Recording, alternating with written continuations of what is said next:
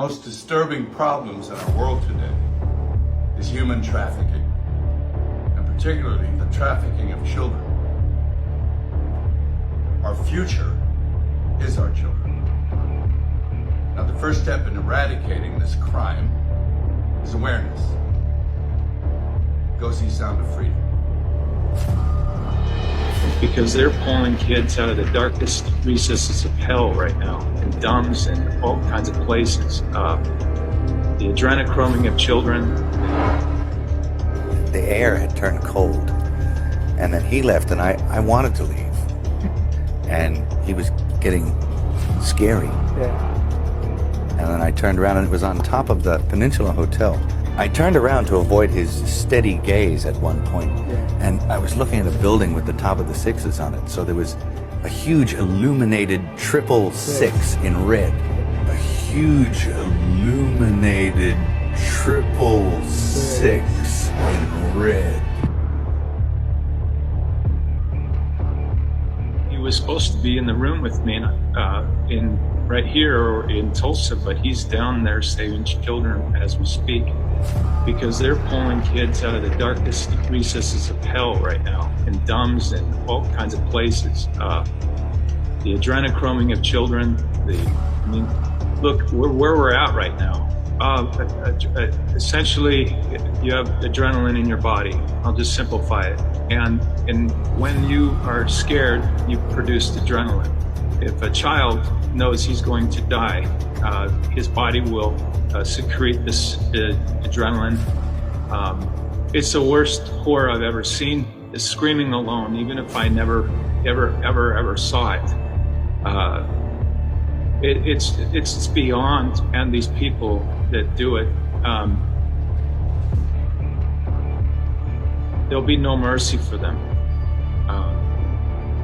We showed this to 1,500 patriots that watched the movie, and in one particular section they started talking a lot. Not normal. After the movie was over, I spoke to all 1,500 of them and I asked them, why were you speaking during this one part? And they all yelled out Epstein Island. And I said, now I understand why they don't want people to see this movie. Epstein Island is not the only sex island out there. Right?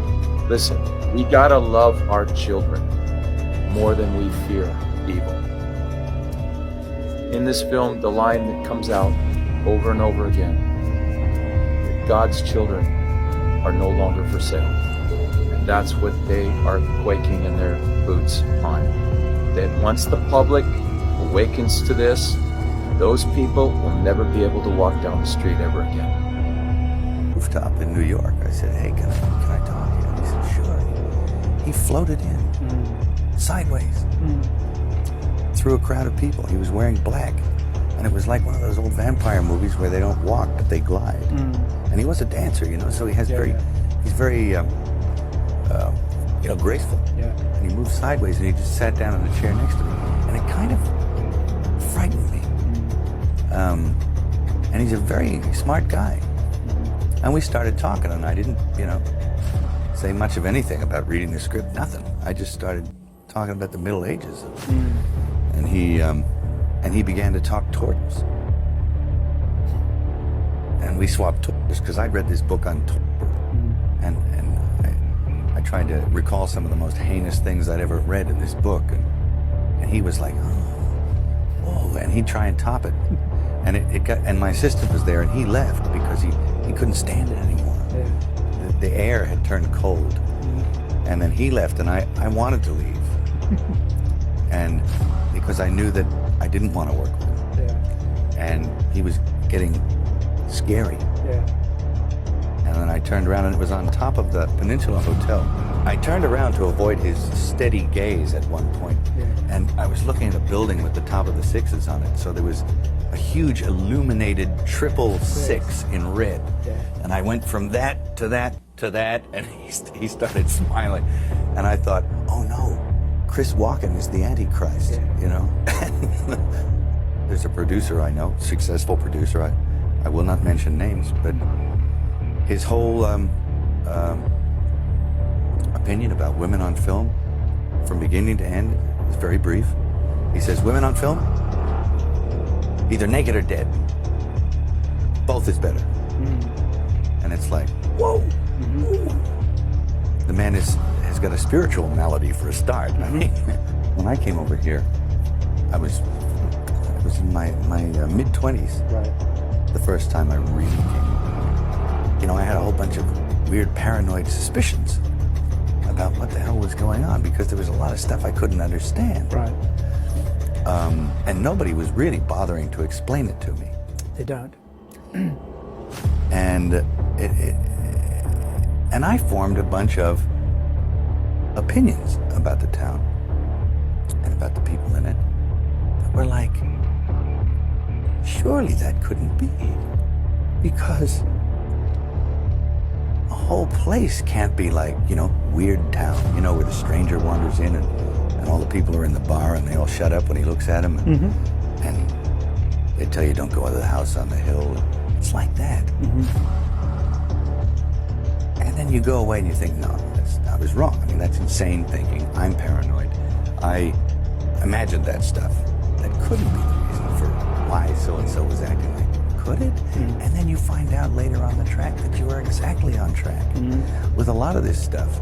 Not specifically on track, but that you could, that some of your worst nightmares were real at the time. And you think, Son como unas perreras, como unas casas de campaña hechizas, espantosas, donde en la frontera entre Estados Unidos y México se encuentran a cada rato, muy frecuentemente, este tipo de casas de campaña hechizas, donde ponen a los niños, a los bebés. Tú estás viendo pañales, estás viendo ropa de bebé, estás viendo mamilas, estás viendo copas menstruales, ropa de niño y de niña, de niños que son intrazables porque no tienen acta de nacimiento. Entonces, tú puedes llevarlos a cualquier parte del mundo y nadie se entera. Tú puedes asesinarlos y nadie se entera. ¿Cuántos pedófilos has atrapado? 288. ¿Cuántos niños has encontrado?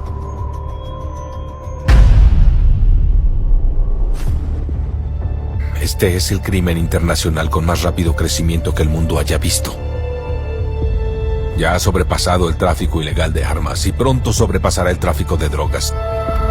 Porque solo se puede vender una bolsa de cocaína una vez. Pero un niño, de 5 a 10 veces al día. Los niños de Dios no están a la venta. En cuanto cierro los ojos, veo los rostros de esos niños.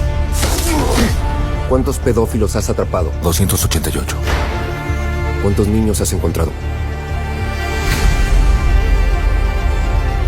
Timoteo, tú rescatas niños, ¿verdad? Quizá puedas ayudarme a encontrarla. Te lo prometo.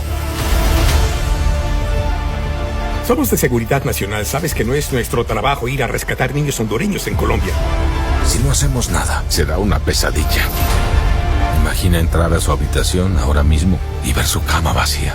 ¿Qué haríamos? Renuncia a tu trabajo y rescata a esos niños. En este momento podría estar a una cuadra o podría estar en Moscú, Bangkok, Los Ángeles. Los atrae con su apariencia, les promete el sol y la luna. Es territorio rebelde. Nadie entra ahí, ni el ejército, ni la policía, ni nosotros. ¿Y si ella fuera tu hija? Nadie vendrá a rescatarnos. Estarán solos. Este trabajo te hace pedazos. Y esta es mi única oportunidad de juntar esos pedazos de nuevo. Cuando Dios te dice lo que tienes que hacer, no puedes dudar.